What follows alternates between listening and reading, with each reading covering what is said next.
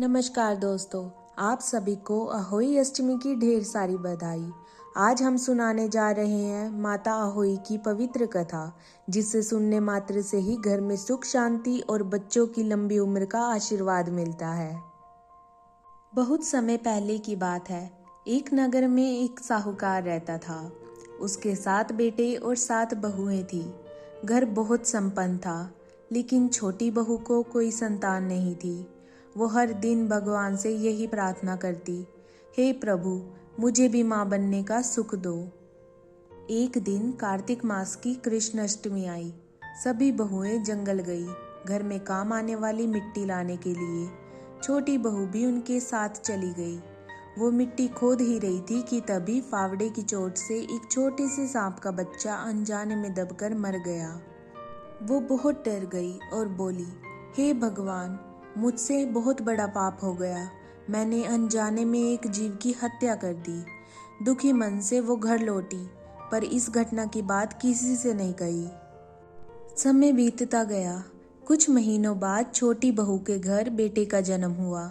पूरा परिवार खुश हुआ, लेकिन किस्मत को कुछ और ही मंजूर था। कुछ ही दिनों में वो बच्चा मर गया। घर में मातम छा गया। फिर 1 साल बाद दूसरा बेटा हुआ। वो भी कुछ दिनों में चल बसा। ऐसे ही 7 बेटे हुए और 7 की मृत्यु हो गई। साहूकार की छोटी बहू पूरी तरह से टूट चुकी थी। वो दिन रात रोती रहती, हे भगवान, ये मेरे साथ ही क्यों हो रहा है। एक दिन गांव की बुजुर्ग औरत ने उससे कहा, बेटी, तू अहोई माता का व्रत रख। माता अहोई बच्चों की रक्षा करती है। उनकी सच्चे मन से पूजा करेगी तो सब ठीक हो जाएगा। उसने अगले ही कार्तिक कृष्ण अष्टमी के दिन व्रत रखने का तय किया। सुबह से ही उसने अन्न जल त्याग दिया। दीवार पर अहोई माता और सांप का चित्र बनाया। संध्या समय में जब तारे निकल आए तो उसने 7 तारों की पूजा की, दीप जलाया और माता से प्रार्थना की, हे अहोई माता, मुझसे अनजाने में जो पाप हुआ है उसे माफ कर दो। मुझे माँ बनने का सुख दो और मेरे बच्चों की रक्षा करो। रात को उसने एक सपना देखा। माता अहोई प्रकट हुई, नीले वस्त्रों में, हाथों में कलश और आशीर्वाद देते हुए। माता ने कहा, बेटी, तेरी भक्ति सच्ची है। अब तेरे घर में कभी दुख नहीं रहेगा।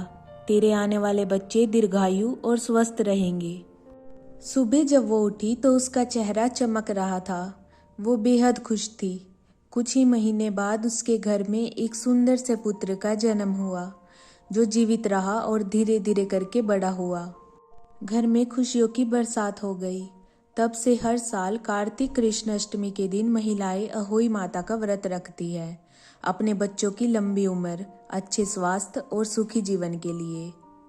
अहोई अष्टमी का व्रत केवल एक पूजा नहीं, बल्कि एक माँ की अपने बच्चों के लिए असीम प्रेम की प्रतीक है। यह हमें सिखाती है कि सच्ची श्रद्धा और भक्ति से हर संकट टल सकता है। तो दोस्तों, अगर आप भी माँ हैं तो इस अहोई अष्टमी माता की कथा ज़रूर सुने, व्रत रखें और माता अहोई से आशीर्वाद मांगे। अगर आपको ये कथा अच्छी लगी हो तो वीडियो को लाइक करें, शेयर करें और चैनल को सब्सक्राइब करके हमारे परिवार का हिस्सा बने।